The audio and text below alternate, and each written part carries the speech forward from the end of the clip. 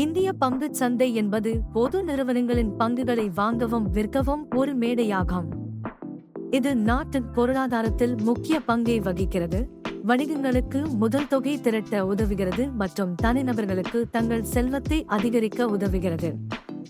இந்தியாவில் 2 முக்கிய பங்குச் சந்தைகள் உள்ளன: மும்பை பங்குச் சந்தை (BSE) மற்றும் தேசிய பங்குச் சந்தை (NSE). இரண்டும் பங்குகள், பத்திரங்கள் மற்றும் பிற பத்திரங்களுக்கான சந்தை இடத்தை வழங்குகிறது. இது எப்படி வேலை செய்கிறது என்பதை பாருங்கள்.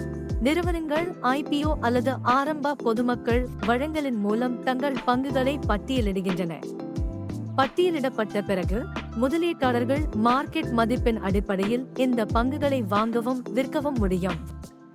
இந்த மதிப்பு தேவை, நிறுவனத்தின் செயல்திறன் மற்றும் பொருளாதார சூழ்நிலைகள் போன்ற காரணிகளால் மாறுகிறது.